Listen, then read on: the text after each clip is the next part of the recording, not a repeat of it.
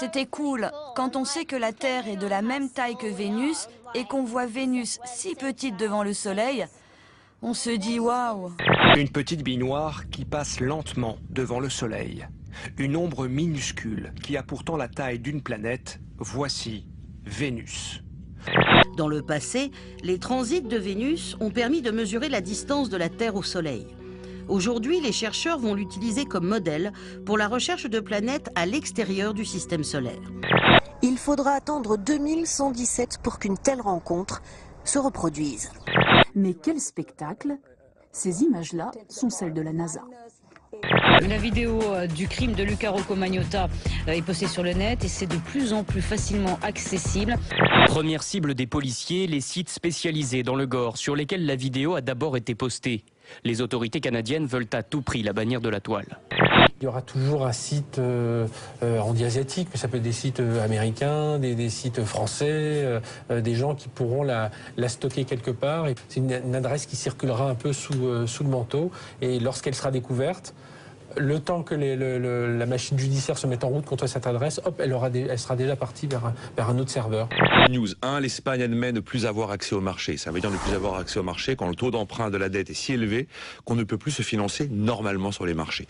Deuxième news, hier les ministres des Finances du G7 se sont parlé en urgence par téléphone. Il n'y a pas eu de communiqué après.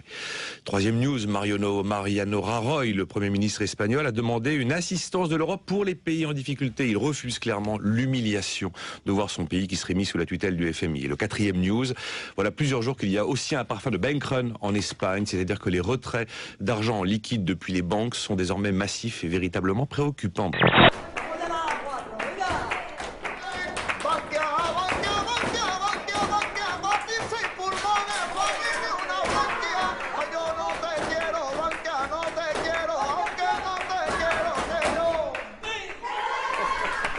Les chiffres donnent le tournis. Pour sauver les seules banques espagnoles, on estime qu'il faudra injecter entre 60 et 200 milliards d'euros. C'est-à-dire que si on est dans la fourchette haute, il va falloir autant d'argent pour éviter la faillite à Bankia, à Santander et aux autres qu'il en a fallu pour sauver l'État grec. Si le gouvernement espagnol le souhaite, à un moment ou à un autre, il lui revient d'en décider souverainement. Nous avons, dans la zone euro, des instruments de solidarité que nous pouvons mobiliser très rapidement. Et encore une fois, on n'a pas de doute sur la capacité et la volonté du gouvernement espagnol à faire ce qui est nécessaire. Quoi qu'il arrive, nous apporterons collectivement les réponses. Soit François Hollande a dit qu'il était contre la dépénalisation et son gouvernement aujourd'hui applique ce qu'il a dit, soit Cécile Duflot déjuge François Hollande et M. Ayrault, et dans ce cas-là, elle doit démissionner. Monsieur le ministre, le gouvernement n'a rien dit sur ce sujet.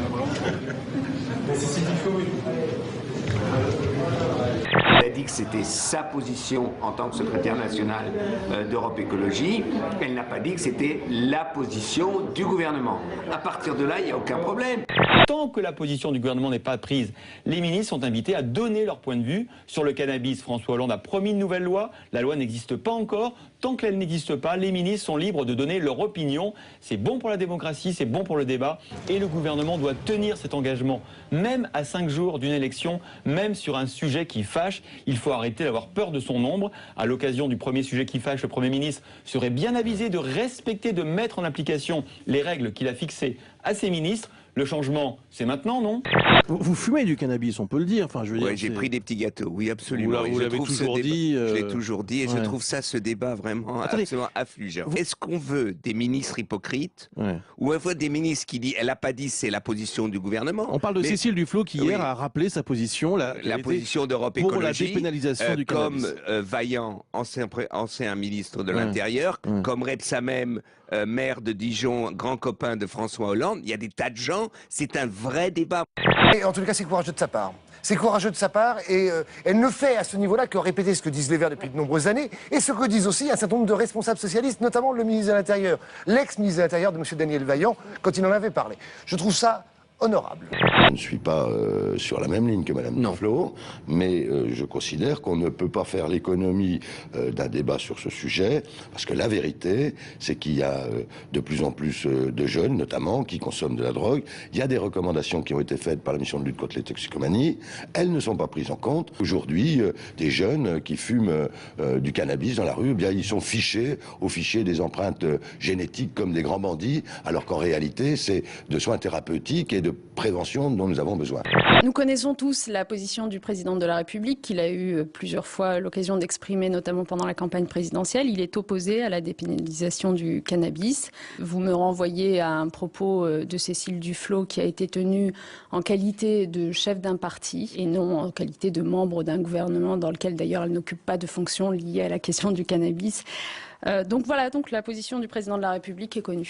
On réunisse une commission d'experts, et notamment sur la question du soin et par rapport à la dépénalisation. Bon. Vous avez cité le Portugal, les usagers qui étaient finalement en situation d'addiction pouvaient aller se présenter chez des médecins sans crainte d'être poursuivis. Donc ça mérite quand même qu'on regarde ce qui se passe au Portugal ou ce qui se passe dans d'autres pays. La ministre des Affaires sociales annonce ce matin un retour partiel de la retraite à 60 ans. C'est surtout une mesure de justice qui concerne ceux qui ont été le plus durement pénalisés par la réforme de 2010. Il y aura beaucoup de déçus, parce que beaucoup moins de bénéficiaires que prévu, mais il y a beaucoup d'inquiets, Jean-Jacques Bourdin. Et à partir du moment où vous revenez en arrière sur la réforme, vous ne garantissez pas que tous les retraités continueront à toucher leur niveau de retraite. La stratégie de François Hollande et de Jean-Marc Ayrault pour d'ici les législatives, elle est claire, c'est endormir les Français et ne pas leur parler des vrais problèmes. Aujourd'hui, François Hollande, c'est quoi? C'est j'annonce les cadeaux avant les législatives, je présenterai la facture après. Monsieur Hollande fait tout pour que les Français votent à l'aveugle, pour qu'ils votent sans savoir pourquoi ils votent. Oui, tout à fait, exactement. Ils font du temps parce que le président a pris la peine de donner la main à absolument toutes les personnes qui étaient devant les barrières, d'attente, à un mètre de vie. Il n'a pas du tout apprécié, François Hollande, que tout le courrier qui lui avait été adressé à l'Élysée, à partir du 6 juin... Entre son élection et la passation de pouvoir, ce courrier avait été broyé par les équipes de Nicolas Sarkozy. Voilà, et passé à la broyeuse. Donc c'était pas très délicat.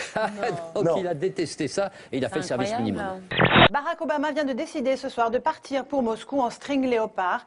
Il a décidé de rompre la guerre froide qui sévit entre les deux pays.